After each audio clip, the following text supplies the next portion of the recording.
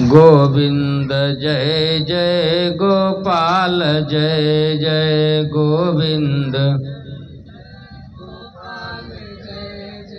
गोविंद जय जय गोपाल जय जय गोविंद जय जय गोपाल जय जय राधा रमण हरि गोविंद जय जय राधा रमण हरि गोविंद जय जय गोविंद जय जय गोपाल जय जय गोविंद जय जय गोपाल जय जय राधा रमण हरि गोविंद जय जय राधा रमण हरि गोविंद जय जय ब्रह्मा की जय जय विष्णु की जय जय ब्रह्मा की जय जय विष्णु की जय जय ब्रह्मा की जय जय विष्णु की जय जय ब्रह्मा की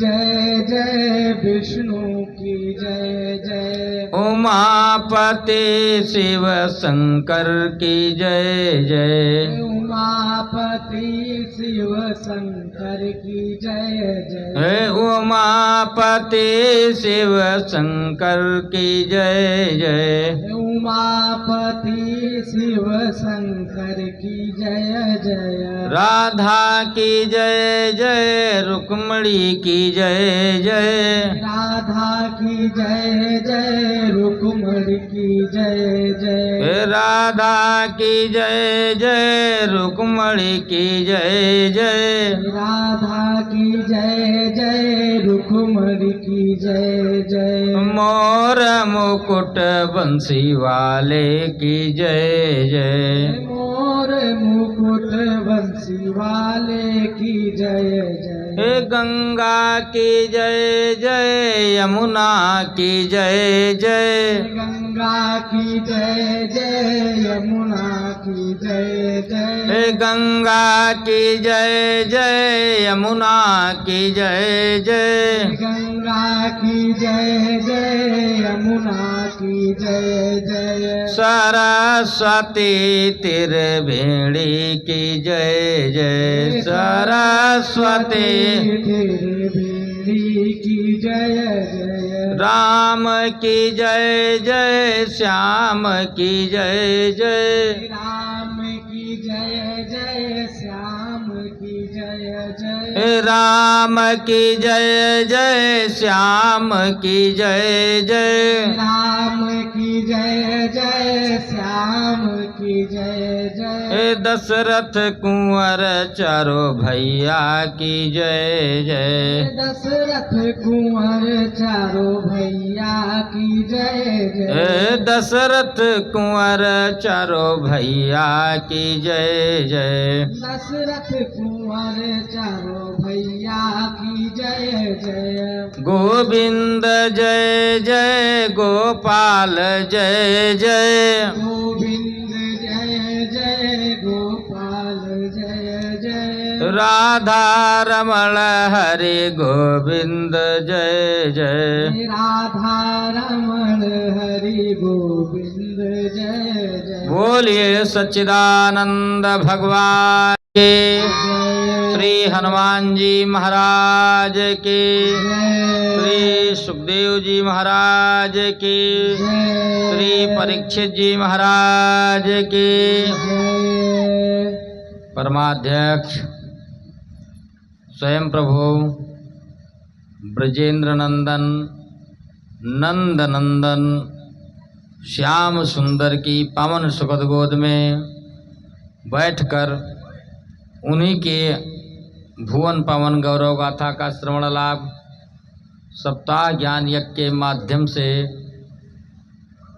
हमें आपको श्रवण करने का यह स्वर्णिम अवसर प्राप्त हुआ, जिनमें से आज पंचम दिवस की कथा अपने विश्राम स्थल की ओर धीरे धीरे बढ़ रही है।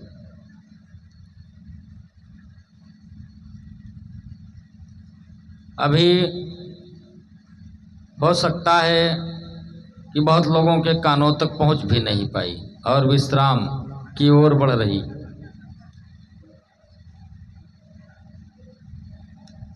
यही अपनी भाग्य है। भाग्योदयन बहुजन्म समर्जितेन और सत्संगम च लभते पुरुषो यदा वही। व्यास जी ने बताया भाग्योदयन बहुजन्म समर्जितेन, जब बहुत ही भाग्य होता है, कई जन्मों का पुण्य संचित होता है, और यदि हर जन्मों में पाप का ही सिंचन होगा तो धर्म क्या, कुछ नहीं अच्छा लगेगा। धार्मिक कार्य तो अच्छे नहीं लगेगा। धार्मिक कार्य दुर्योधन की तरह हो जाता है, क्योंकि दुर्योधन ने तो स्पष्ट बता दिया था धर्म में मेरी प्रवृत्ति नहीं है भगवान, और अधर्म से मेरी निवृत्ति नहीं है। तो धर्म का कार्य व्यक्ति को तभी नहीं अच्छा लगता है जब उसका पाप अधिक बढ़ जाता है। जब तक पाप नहीं बढ़ेगा तब तक धर्म अच्छा लगेगा, पाप बढ़ जाएगा धर्म से दुराव हो जाएगा। क्योंकि भगवान स्वयं काम क्रोध लोभ मोह मत्सर ईर्ष्या द्वेष दंभ पाखंड झूठ इत्यादि ये जितने भगवान के अनुचर हैं, इस जीव आत्मा के चारों तरफ पहरा बैठा दिए हैं, और सख्त आदेश है। जैसे हमारे इस कथा पंडाल में आदेश है कि कोई भी ग्राम सिंह इसमें प्रवेश न कर पावे। एक ग्राम सिंह आता है तो कई आवाज़ उठती है, एक दो नहीं। वैसे भगवान का आदेश है कि कोई जीव आत्मा मेरा निकल करके मुक्ति की ओर न जाने पावे, उसको पकड़ करके घसीट लो अपनी ओर। क्योंकि उन्होंने कहा है जिसके इजाज़त के बिना पत्ता हिले नहीं, तेरी कृपा बनी रहे जब तक है जिंदगी। कृपा वैसे नहीं होती है, कृपा के लिए यत्न करने पड़ते हैं तब कृपा होती है। तो कहने का मतलब यह है कि धर्म में यदि अपनी प्रवृत्ति नहीं है तो वहीं पर विचार कर लेना चाहिए कि क्या कारण है मेरी धर्म में प्रवृत्ति नहीं लग रही है। मैं माला जपने बैठता हूँ तो मेरा मन भटकने लगता। हालांकि कबहू मन रंग तुरंग चढ़े, कबहू समझावत है मन का। माला यहाँ जप रहे हैं और नाश्ता बम्बई के रेस्टोरेंट में कर रहे हैं तो करने दो, मन को भटक रहा है भटकने दो। जब करते करते आपका अभ्यास बन जाएगा तो मन का भटकना अपने आप हो जाएगा। वैसे मन एवं मनुष्याणाम कारणम बंध मोक्ष है। बंधन और मुक्ति का कारण मन ही होता है। भगवान का जो 16 कला से अवतार होता है, ये 16 कला क्या है? 5 ज्ञानेंद्रिय, 5 कर्मेंद्रिय और 5 महाभूत और 1 मन, इन्हीं को मिला करके 16 कला होती है। इसी से भगवान का अवतार होता है। आज कल तक हम लोगों ने भगवान के अवतारवाद की कथा तक श्रवण किया। अब आज से संहारवाद की कथा शुरू हो जाएगी। अभी तक पैदा करो उसके मारो 2 काम, भोजन बनाओ और बिगाड़ो 2 काम, वही स्थिति है। कल तक भगवान ने सबको जन्म दिया, स्वयं भी लिए, आज से मारना शुरू कर दिए। अच्छा देखो भगवान की क्या लीला है, इस पर थोड़ा विचार कर देना चाहिए। भगवान की लीला भी बड़ी विचित्र है। जितने विचार करोगे, जितने मंथन करोगे, उतने आनंद आएगा। हम लोग थोड़ा सा संकट पड़ता है तो भगवान को कोसने लगते हैं, भगवान ने ये दे दिया। ऐसा नहीं है, ये तो अपने पूर्व जन्म के प्रारब्धानुसार हमें आपको मिल रहा है, भगवान ने नहीं दिया। भगवान तो आपको मनुष्य बना करके छोड़ दिया, आप बना लो जैसा बनाना चाहो, फ्री छूट है। जैसे हमारे देश का जो संविधान है, राष्ट्रपति से शुरू होकर के ग्राम सभा के पंच तक आता है। पूरे देश के मालिक एक राष्ट्रपति, प्रधानमंत्री, फिर प्रदेश स्तर पर मुख्यमंत्री, जिला स्तर पर डीएम, ब्लॉक स्तर पर ब्लॉक बीडीओ, प्रमुख, गांव का स्तर पर प्रधान, उस स्तर से पंच आता है। उसी क्रम में राष्ट्रपति भगवान शंकर, प्रधानमंत्री भगवान विष्णु। अब इनके जितनी खबर है सब नारद बाबा पहुंचाते रहते हैं। उसके बाद ग्रहों की पदवी दी गई, जिसका नाम है ज्योतिष। और ज्योतिष के मुख्य अधिष्ठाता गुरु हैं स्वामी श्री गर्गाचार्य जी महाराज। ज्योतिष इन्हीं से प्रारंभ हुआ था। द्वापर युग तक यदि ब्राह्मणों के पास ब्रह्मदंड होता था तो वो गर्गाचार्य जी थे। अन्य युगों में सभी ऋषियों के पास था, वशिष्ठ जी के पास भी ब्रह्मदंड था, और द्वापर में गर्गाचार्य जी तक। इसके बाद ब्रह्मदंड चला गया। ब्रह्मदंड के सामने ब्रह्मास्त्र भी नहीं काम करता था। और ज्योतिष का अर्थ है वेद की आंख। आंख से देखा हुआ कोई चीज गलत नहीं होता है, आंख है ज्योतिष। तो कल जब भगवान का जन्म हुआ तो सारे ग्रह अनुकूल हो गए। कंस के डर से नदियों का जल सूख गया था, अपने आप भर गई। वृक्षों में फल नहीं आते थे, अपने आप फल से ओतप्रोत हो गए। झरने जल से झरने लगे, लताएं हरी भरी हो गईं। भगवान को आना हुआ, क्यों? क्योंकि सारे ग्रह अनुकूल हुए। जब ग्रह अनुकूल हुए तो अच्छे मुहूर्त में भगवान का जन्म हुआ। कल मैंने संक्षेप में बता ही दिया। भगवान हमारे आपके बीच आए। अब यहाँ से भगवान अपनी लीला प्रारंभ करते हैं। और भगवान चाहे राम हो अथवा भगवान श्याम हो, ये दोनों लीलाएं श्रीमती लोगों से प्रारंभ करते हैं। भगवान राम का ताड़का से और भगवान श्याम का पूतना से लीला शुरू होती है। भगवान राम के जीवन में आगे श्रीमती सुपर्णखा जी मिली, तो इनके आगे जीवन में श्रीमती कुबड़ी देवी मिली। देखो कैसा विचित्र लीला है। यदि हम लोग विचार करें तो भगवानों को सुख नहीं है। अभी भगवान कितने छोटे हैं, अभी तो भगवान के पावन मुखारविंद से लार का भी टपकना शुरू नहीं हुआ है। और मैं एक बात बता दूं, भगवान का एक नाम है लाला। लाला का अर्थ होता है जो बालक लार ज्यादा फेंकता हो उसी को लाला कहा जाता है। अच्छा, लार बच्चे क्यों फेंकते हैं? हमारे संतों का इस पर अच्छा भाव है, कोई दंत कथा नहीं है। पहले बच्चे लार बहुत गिराते थे, मुख खोले रहते थे, राल बहती रहती थी। लेकिन अब बच्चे लार कम बहाते हैं। उसका एक ही कारण है, पहले जब बहुओं का विवाह होता था, बहू विदा होकर के आती थी तो सास का बहुत डर रहता था। और जब वो गर्भवती होती थी तो गर्भवती महिलाओं का अनेक तरह से कुछ न कुछ खाने का मन किया करता है। अपने सास के डर से वो खाने के लिए पाती नहीं थी, तो मन के अंदर लालच आकर के रह जाता था। वही बालक आगे चलकर लार फेंकता था, तो लाला कहा जाता था। अब क्या है, अब स्वयं चौराहे पर खड़े होकर के महिलाएं गोलगप्पा खाने का मन हुआ तो गट्टे गट्टे शुरू किए हैं। समोसा अलग चल रहा है, और कोई दिक्कत है तो पति को फोन करके मेरे लिए ये चीज लेते आना इतना। अब भाई न लावे तो घर में घुसने के लिए न पावे। तो सब कुछ खाती रहती हैं तो बच्चे लार नहीं फेंकते हैं, उनका मन संतुष्ट रहता है। लेकिन तब ऐसे नहीं था, क्योंकि तब तो कुछ मर्यादाएं भी थीं। कुछ मर्यादा का डर और कुछ सास का डर। अब तो न मर्यादा का डर है न सासे का डर है, किसी का डर नहीं। तो स्वयं अपना मालिकाना हक लेकर के, और ज़्यादा दिक्कत पड़ती है तो मायके पहुंच जाती हैं। इसलिए बच्चे लार को नहीं फेंकते हैं, और उसका एक दुष्प्रभाव भी है समाज पर।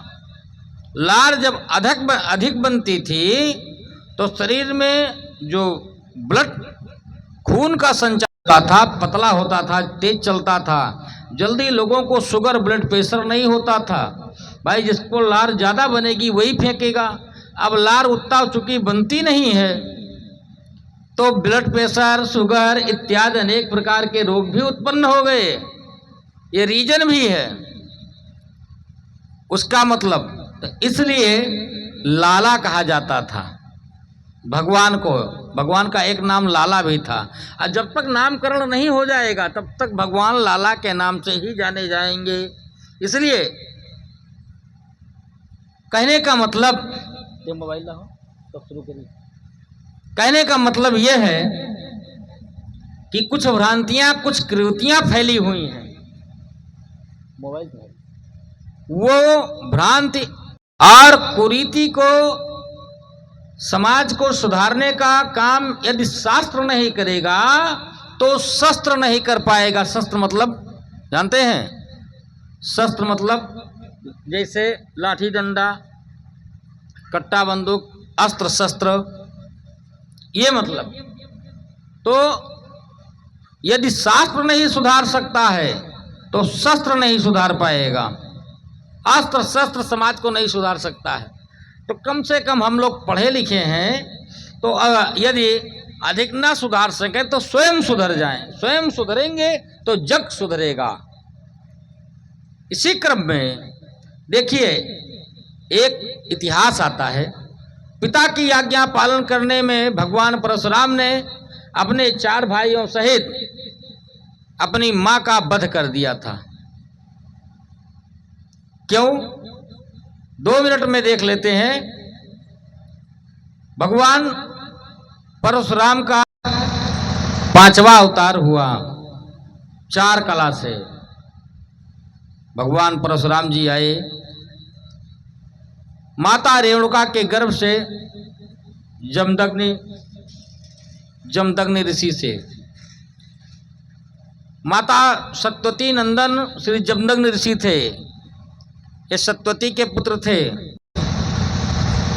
सत्यवती का विवाह करने के लिए ऋचिक मुनि गए तो सत्यवती के पिता गाधी ने ऋचिक मुनि से कहा, मैं विवाह नहीं कर सकता और एक शर्त पर कर सकता है, यदि तुम मुझे शुल्क के रूप में 1000 घोड़े ला कर दो जिनका पूरा शरीर श्वेत वर्ण हो, केवल एक कान काला हो। ऋचिक मुनि को सत्यवती प्रिय लगी। तो मुनियों के लिए कोई चीज अदेय नहीं होता था। ये तुरंत कुबेर को आदेश दिया, 1000 अश्व आ गए और महाराज गाधी को दे करके सत्यवती से विवाह कर लिया। अब गाधी को भी कोई पुत्र नहीं था, तो महाराज सत्यवती ने अपने पति श्री ऋचिक मुनि की सेवा करके प्रसन्न कर लिया। तो ऋचिक मुनि ने कहा, देवी कोई भी वरदान मांग सकते हो। कहा, भगवान मेरे कोई भाई नहीं है, कृपा कीजिए भाई हो जाए, और मुझे बेटा नहीं है। तो ऋचिक मुनि प्रसन्न हो गए और खीर सिद्ध करना शुरू कर दिए। तो गाधी की पत्नी माता सत्यवती की माता ने देखा कि अपनी पत्नी सत्यवती के लिए हो सकता है कोई खीर अच्छी बनाती हो और मेरे लिए अलग बनाते हो, तो चोरी से दोनों खीर को बदल दिया। सत्यवती वाली खीर इनको मिल गई, इनकी वाली उनको मिल गई। महाराज ऋचिक अंतर्यामी थे, जान गए। तो वही उन्होंने कहा कि तुम्हारा पुत्र बड़ा हिंसक होगा। लेकिन जब गाधी की पत्नी अनुनय विनय और प्रार्थना करने लगी तो कहा, तुम्हारा पोता पुत्र तो नहीं होगा, लेकिन तुम्हारा पोता बड़ा हिंसक बन जाएगा। कहा ठीक, प्रणाम करके चली आई। वही सत्यवती नंदन जय जय। वही सत्यवती नंदन जमदग्नि ऋषि हुए। माता रेणुका से इनका विवाह हुआ। इनके 4 बेटे अन्य हुए और सबसे छोटे थे परशुराम। परशुराम जी का जन्म हुआ। परशुराम जी अडिग बाल ब्रह्मचारी थे।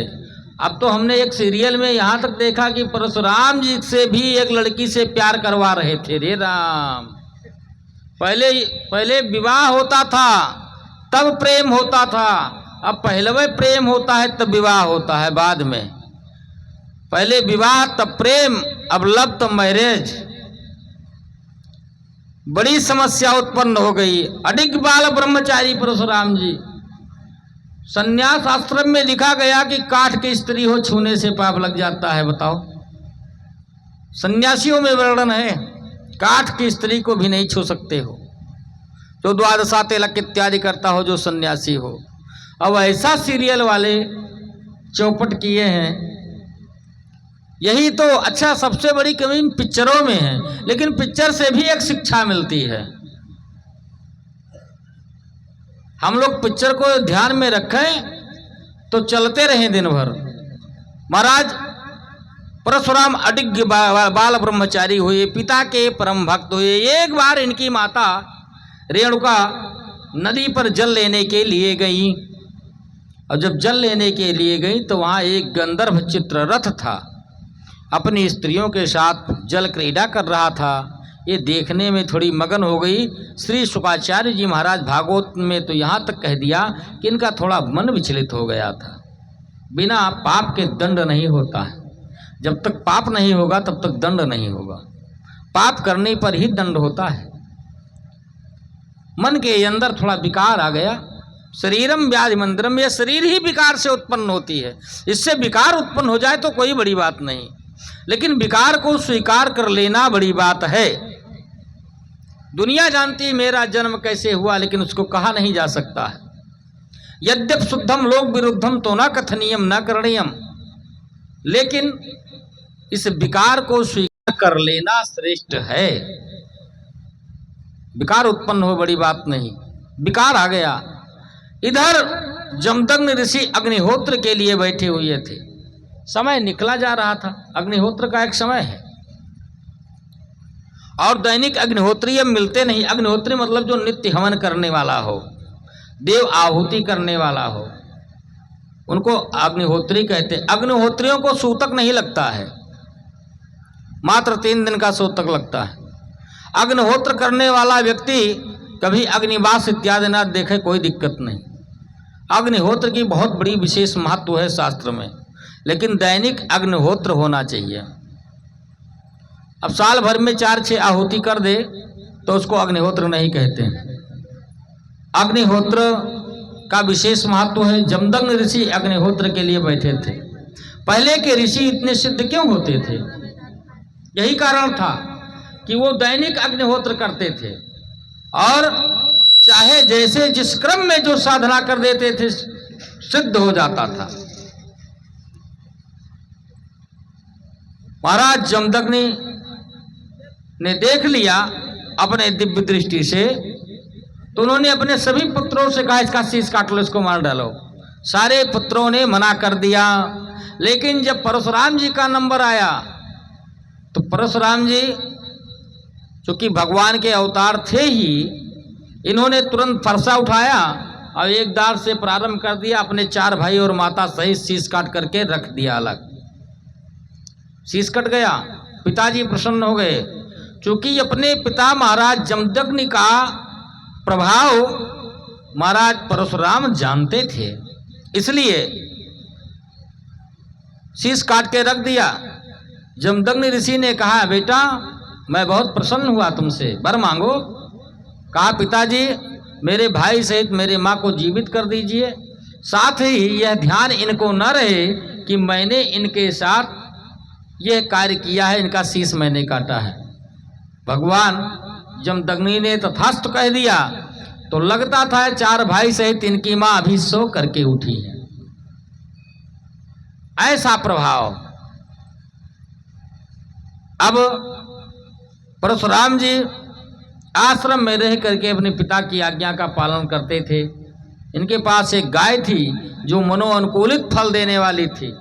एक बार सहस्त्रार्जुन आया आश्रम में अपने कुछ सैनिकों के साथ। जमदग्नि ऋषि गौ माता से प्रार्थना किए, बढ़िया बैठने का उचित व्यवस्था, राजसी ठाट बाट में खान पान की दिव्य हलवा पूड़ी मालपुआ कचौड़ी चकाचक का आने लगा, निर्मल शुद्ध गंगा का जल। सहस्त्रार्जुन को देख करके ये बात बर्दाश्त नहीं हुआ। ये दिव्य गौ ऋषियों की क्या आवश्यकता है, ये तो राजाओं के लिए होना चाहिए। मांगा। जमदग्नि ऋषि जब तक कुछ सोचे समझे बोले तब तक इसने अपने अनुचरों को आदेश दे दिया, ए गाय लेकर चलो खोल करके। गाय रंभाने लगी, नहीं जाना चाहती थी लेकिन बलपूर्वक ले गया सहस्त्रार्जुन। अहंकारी था, 1000 हाथ वाला था, भगवान का परम भक्त था, भगवान शंकर का। जब वन में गए थे परशुराम जी ने यह देखा आश्रम पर पहुंच करके कि मेरे आश्रम से बलपूर्वक मेरी नंदिनी गौ गई है, तुरंत अपना फरसा उठाया, धनुष बाण लिए और चल पड़े सहस्त्रार्जुन के राज्य में पहुंचे। इतने क्रोध में देखे कि सहस्त्रार्जुन की क्षमता नहीं थी युद्ध करने की, लेकिन फिर भी वो लड़ा और बलपूर्वक परशुराम जी गाय को ला करके आश्रम में बांध दिया। बहुत दिन तक युद्ध चला अन्य पुराणांतर, लेकिन श्रीमद् भागवत महापुराण के अंतर्गत देखा जाए तो भगवान परशुराम ने इसके सारे हाथ काट डाले, केवल 2 हाथ छोड़े। 4 पुत्र थे इसके, और जब इसका बाहु कट गया तो और तिलमिला उठा। भगवान परशुराम से युद्ध करने लगा। भगवान परशुराम भगवान से युद्ध करके जीतना संभव नहीं। भगवान परशुराम ने सहस्त्रार्जुन का वध कर दिया। इसके 4 पुत्र थे, तिलमिला उठे क्रोध से, खूब तिलमिलाए, लेकिन परशुराम जी के रहते रहते आश्रम पर आक्रमण नहीं कर सकते थे। लेकिन सहस्त्रार्जुन के राज्य में ही महर्षि जमदग्नि रहा करते थे, और जिस स्थान पर रह करके तपस्या की जाती है, कितनों दुश्मनी हो लेकिन तप वाला स्थान छोड़ा नहीं जाता है। एक स्थान पर नित्य साधना करने लगो तो वही स्थान अच्छा लगने लगता है। जमदग्नि परम धर्मात्मा थे, धर्म के मर्मज्ञ थे, धर्म से इनका बड़ा प्रेम था। अपने पुत्र परशुराम जी को समझाते थे, लेकिन प्रारब्ध तो प्रारब्ध होता है, जो प्रारब्ध में होता है वही होता है। भगवान परशुराम एक दिन वन में गए फल मूल लाने के, इधर सहस्त्रार्जुन के बेटे पहुंचे और जमदग्नि ऋषि का शीश काट लिए एक मंडप में। इनकी माता रेणुका हाय हाय करती थी, बड़ा अन्याय भी नहीं किया, लेकिन सब एक न सुनी और जमदग्नि ऋषि की शीश काट करके लेकर के चले गए। ये छाती पीट पीट कर माता रेणुका रोने लगी और अपने पुत्र को पुकारने लगी। परशुराम जी ने, भाई फोन तो था नहीं कि हाय हेलो कर दिया जाए, परशुराम जी ने जब अपनी माँ का करुण क्रंदन सुना, वहां से दौड़े, अतिशीघ्र आश्रम पर पहुंचे और जब देखे कि मेरे पिता की ये दशा हुई, परशुराम जी उसी क्रोध में अपना परशु लेकर के, इनका भी नाम राम ही था, लेकिन जब भगवान शंकर के द्वारा दिया हुआ परशु संभाला तब इनका नाम परशुराम हुआ। तो जाकर के इनके 4 पुत्रों को मार डाला। इसी क्रम में युद्ध चलता था, तभी से ये हय्ये वंशीय था, क्षत्रियों को विहीन करने लगे 21 बार, लेकिन केवल हय्ये वंशीय। आज भी आपके बिहार राज्य में एक ब्राह्मण होते हैं, एक ब्राह्मण होते हैं। जो ब्राह्मण होते हैं उनको भूमिहार कहा जाता है। बिहार के जो लोग होंगे वो जानते होंगे, भूमिहार ब्राह्मण होते हैं। भूमिहार ये क्षत्रिय ही थे, लेकिन जब इनको ये अपवाद फैला कि परशुराम जी क्षत्रियों का संहार करते हैं, तो वो जबरदस्ती यज्ञोपवीत को धारण कर लिया और कहा मैं ब्राह्मण हूँ। ये पीठ नंगी करके चलते थे, मोटा जनेऊ पहन करके, तो वो ब्राह्मण बन गए। इसलिए वो आज भी दान नहीं लेते, पूजा पाठ भी नहीं कराते हैं, लेकिन वो दान बिल्कुल लेते ही नहीं है। भूमिहार ब्राह्मण, वो अपने आप को ब्राह्मण ही कहते हैं। इस प्रकार परशुराम जी का जीवन चला। अब चूंकि सब कुछ कहने का समय तो नहीं बंधु, आज श्रीमती पूतना देवी आने वाली है। संक्षेप में हमने प्रयास करके यह सुनाया। एक राजा थे शर्यात, इनकी पुत्री का नाम था सुकन्या। एक बार की बात है, राजा शर्यात अपनी पुत्री के साथ कुछ अनुचरों के साथ, राजा लोग अकेले नहीं चलते थे, वन में गए जहां भृगवंशी महर्षि चमन अपने तपस्या में लीन थे। ऐसी तपस्या थी महर्षि चमन की कि इनके ऊपर बामी लग गई थी, मिट्टी चढ़ गई थी। सुकन्या अभी अविवाहित अवस्था में थी, थोड़ी चंचल स्वभाव की थी। वन में चारों तरफ घूमने लगी। बामी के भीतर की दो जुगनू की तरह चमक रहे हैं। तो सुकन्या ने कांटे लेकर के उस बामी के अंदर जो दो दिव्य तेज निकल रहा था उसी में कांटा कर दिया, कांटा चुभो दिया। जैसे कांटा अंदर लगा तो रक्त का धार बहने लगा। उसी बीच महर्षि चमन आग की पीड़ा से कराहते हुए निकल पड़े। इधर राजा शर्यात के जो सैनिक थे, इनका मलमूत्र रुक गया उसी वन में। राजा शर्यात ने कहा, किसी ने महर्षि चमन का कोई अपराध तो नहीं कर दिया? तो कन्या डरते डरते आई और अपने पिता से कहा, पिताजी, बामी में तो जुगनू की तरह जो दिव्य तेज चमक रहा था, मैंने कांटा कर दिया तो उससे रक्त की धारा बही और एक महात्मा जी निकले तड़पते हुए। महर्षि के पास राजा शर्यात पहुंचे, चरणों में गिर करके क्षमा मांगी, लेकिन उनका मंतव्य जान करके अपनी पुत्री सुकन्या उनको दे करके चले आए, विवाह कर दिया, अर्थात सौंप दिया।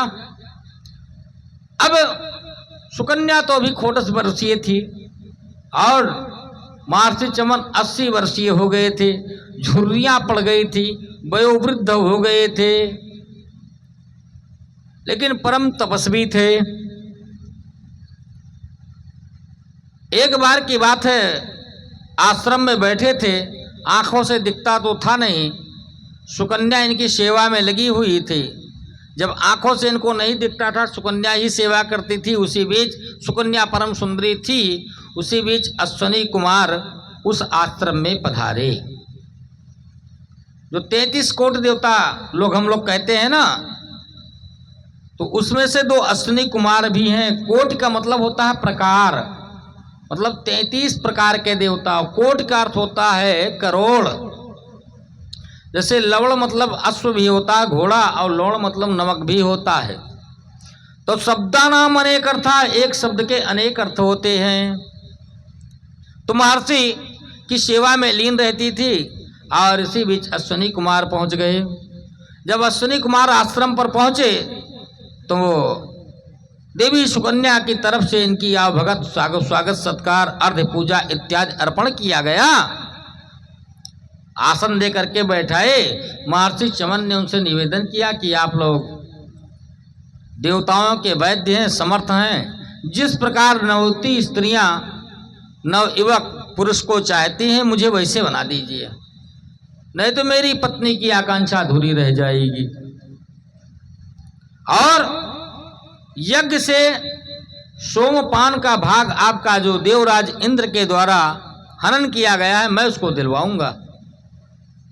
जब इनको भी लोभ हुआ, भाई विनिमय हुआ, तो उन्हीं के आश्रम के निकट एक कुंड था जो बड़ा ही दिव्य कुंड था। अश्विनी कुमार महर्षि चमन को लेकर के उसी कुंड में प्रवेश कर गए। अब 3 पुरुष एक रूप जैसा उधर से निकले और परीक्षाएं पग पग पर होती हैं। हम लोग तो कुछ परीक्षा नहीं दे रहे, लेकिन पहले के लोग देखिए किस प्रकार दे रहे थे। देवी सुकन्या से अश्विनी कुमारों ने पूछा कि जो तुम्हारा पति हो आप पहचान लो। सुकन्या के अंदर परम सतीत्व था, उसने अपने पति का ही हाथ पकड़ा। देखिए, यदि सतीत्व की बात आ जाती है तो सतीत्व में इतना बल है कि आंखें ढक करके भी हमारी देश की नारियां अपने पति के हाथ को स्पर्श कर सकती हैं। हाथ से पहचान जाएंगी मेरी पति का हाथ है। लेकिन केवल मेरे देश में, अन्य देशों में नहीं। एक बार की बात है, एक महात्मा जी